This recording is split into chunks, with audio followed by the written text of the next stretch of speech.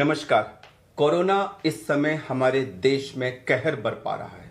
इसके लक्षण क्या हैं और इसका घर पे रह के कैसे इलाज करें, इसके बारे में चंद अहम बिंदुओं को जल्दी जल्दी हम डिस्कस करते हैं।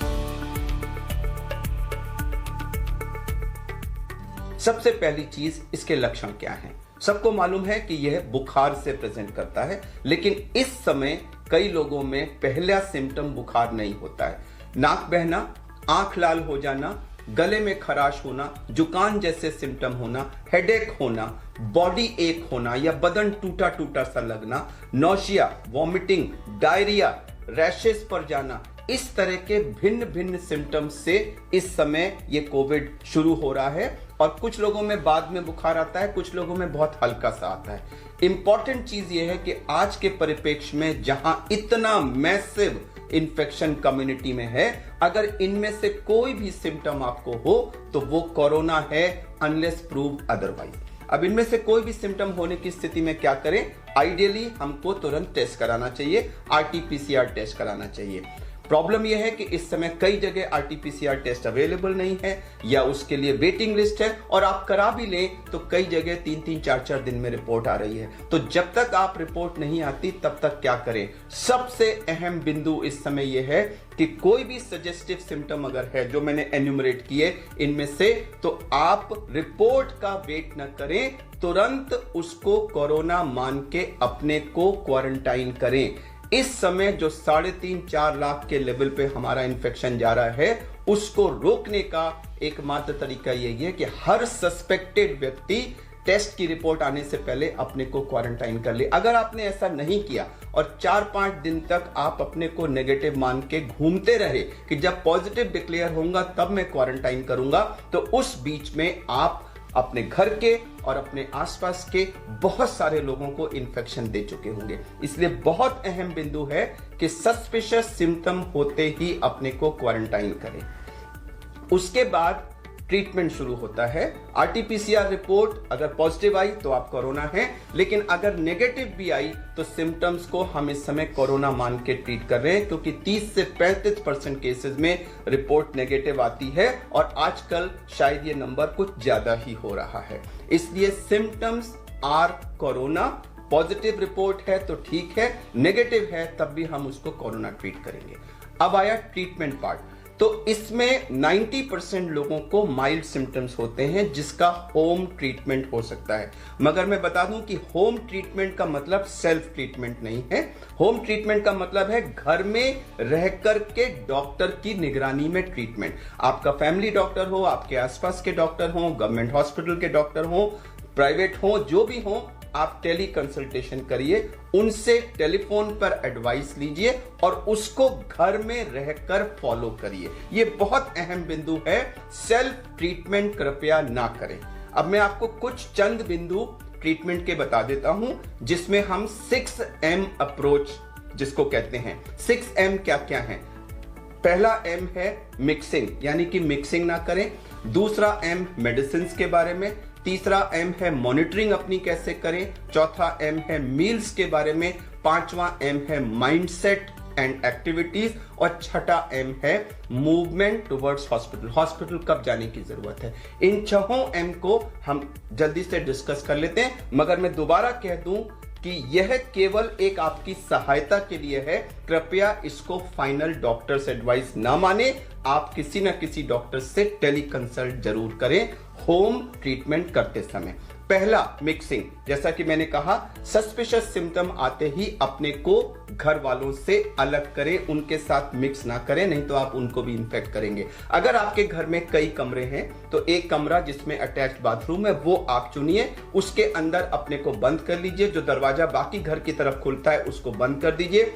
अगर उस कमरे में बाहर में खुलने वाली खिड़कियां हैं तो उनको खोल दीजिए। बाथरूम का एग्जॉस्ट ऑन कर दीजिए। इससे आपके सांस से निकलने वाली जितनी भी हवा है, जो एरोसॉल है, वो घर की तरफ जाने की जगह वो बाहर चला जाएगा और घर वालों को संक्रमण का चांस कम हो जाएगा। जो आपका खाना पीना वगैरह आना है वो कमरे के बाहर एक स्टूल रख दीजिए और उस स्टूल पे वो खाना रख देंगे और हट जाएंगे वहां से। आप अच्छी तरह मास्क लगा के दरवाजा थोड़ा सा खोलिए, वो खाना उठा के अंदर ले लीजिए और फिर दरवाजे को बंद कर दीजिए। इससे आप दूसरे लोगों को संक्रमित होने से बचा सकते हैं। अब अगर आपके कमरे में, घर में थोड़े से कमरे हैं, तो स्पेशली अगर आपके घर में वृद्ध दादी, बाबा, नानी, नाना ऐसे लोग हैं, तो उनको अगर संभव हो तो किसी दूसरे घर में भेज दीजिए, क्योंकि अगर आप उसी कमरे में उन लोगों के साथ रहे तो उनको संक्रमण जरूर हो जाएगा। तो जैसे भी हो अपने को क्वारंटाइन करें, अपने को आइसोलेट करें और घर वालों के साथ मिक्सिंग ना करें। इससे हम कोरोना के चेन को, संक्रमण की चेन को तोड़ेंगे। ये था पहला बिंदु, मिक्सिंग। दूसरी बात आई मेडिसिन की। मेडिसिन क्या क्या ले? तो जो मेडिसिन सबसे इंपॉर्टेंट है वो है बुखार को रोकने वाली पैरासिटामोल। बुखार हल्का भी हो सकता है और 102, 103, 104 तक भी हो सकता है। बीच बीच में आएगा जाएगा ऐसा भी हो सकता है और कंटिन्यूअस हाई भी हो सकता है। बुखार से हमारा शरीर एकदम टूट जाता है और उसको कम करना बहुत जरूरी है। तो हम 650 मिलीग्राम पैरासिटामोल को 6-6 घंटे पर लेने के लिए कहते हैं, जिससे प्रायः बुखार उतर जाता है। अगर इसके बाद भी बुखार ना उतरे तो हमें बीच में फिर कोल्ड स्पंजिंग यानी कि ठंडे पानी की पट्टियां हाथ पे और पैर पे और माथे पे रख के बुखार को उतारना बहुत जरूरी होता है। सबसे जरूरी दवा इस कोविड की पैरासिटामोल है। अब उसके अलावा बहुत सारी चीजें दी जा रही हैं, vitamin C, vitamin D, zinc और बाकी सारी चीजें, वो आप ले सकते हैं। डॉक्टर के प्रिस्क्रिप्शन में अवश्य वो लिखी होंगी, लेकिन मैं ये बता दूं कि उनसे कोई पहाड़ चेंज नहीं आने वाला। जरूर लीजिए, उनसे कोई नुकसान नहीं होता है।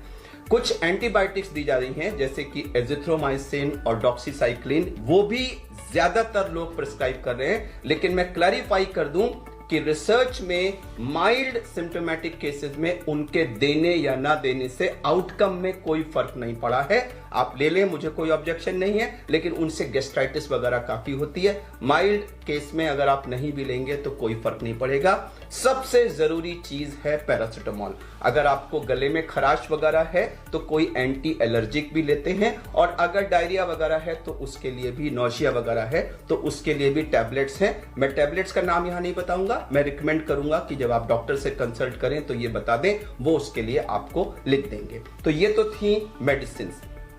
कुछ और मेडिसिन भी दी जा रही हैं, आइवरमेक्टिन है, हाइड्रोक्सीक्लोरोक्विन वगैरह है। मैं दोबारा कह दूं कि किसी भी रिसर्च में इन मेडिसिन से आउटकम में कोई फर्क नहीं पड़ा है। तीसरा अहम बिंदु है मॉनिटरिंग।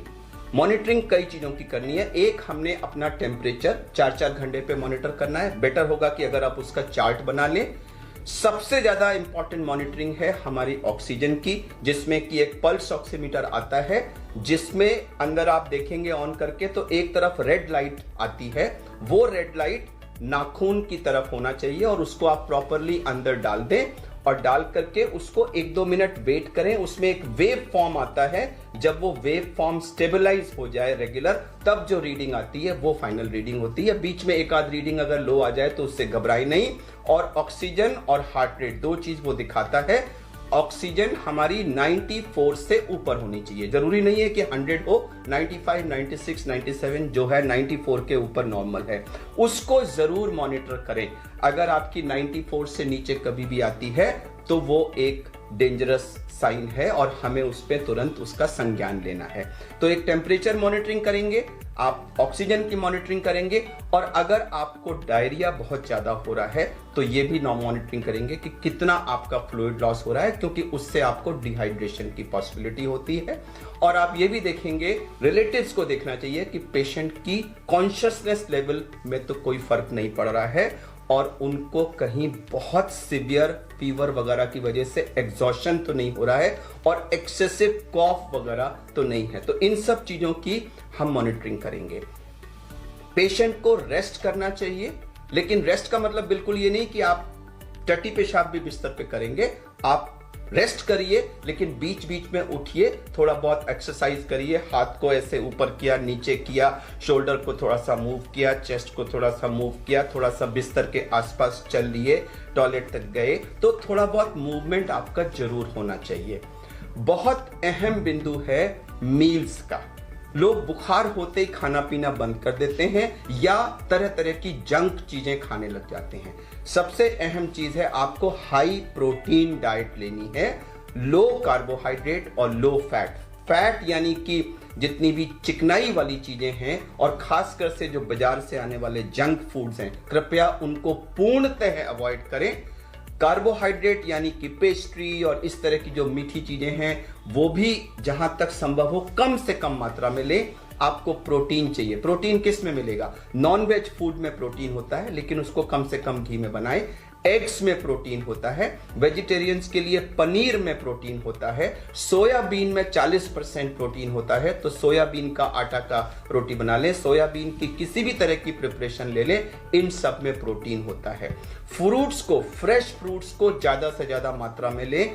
फ्रेश फ्रूट जूस भी ले सकते हैं। जो कैंड जूसेस वगैरह बाजार से आते हैं उनको जहां तक संभव हो अवॉइड करें। बहुत इंपॉर्टेंट है कि आप हर थोड़ी थोड़ी देर में, आधे आधे घंटे में कुछ ना कुछ खाते रहें ताकि पेट में कुछ ना कुछ खाना पहुंचता रहे, जिससे गैस्ट्राइटिस कम होती है।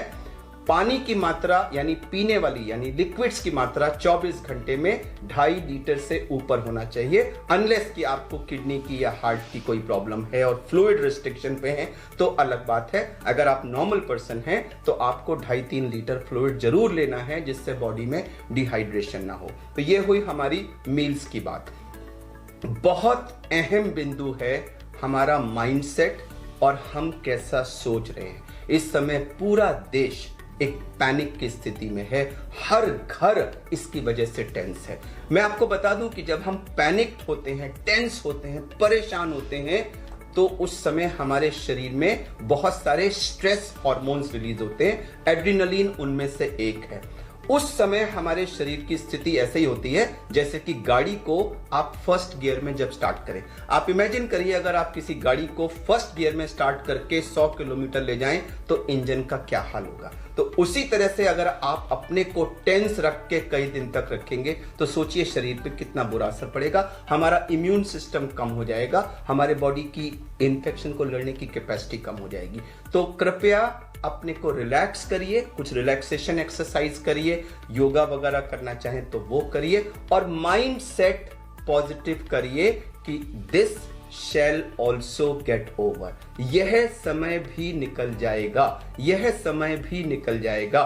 जिस भी भगवान या जिस भी गॉड को आप मानते हैं उसकी प्रार्थना करिए, थोड़ा सा पूजा पाठ करिए, रिलेटिव से बातें करिए, कुछ न्यूज़पेपर पढ़िए, जो म्यूजिक आपको पसंद है वो सुनिए, लेकिन ध्यान को डाइवर्ट करके अपने को पैनिक नहीं रखना है। अगर आप पॉजिटिव माइंडसेट में रहेंगे तो मैं आपको विश्वास दिलाता हूं कि आपकी रिकवरी फास्टर होगी, और अगर आप बिल्कुल पैनिक और टेंस मोड में रहेंगे तो आप अपने को मॉडरेट या सीवियर डिजीज की तरफ पुश कर रहे हैं। अब आखिरी बिंदु आया कि रेड फ्लैग यानी डेंजर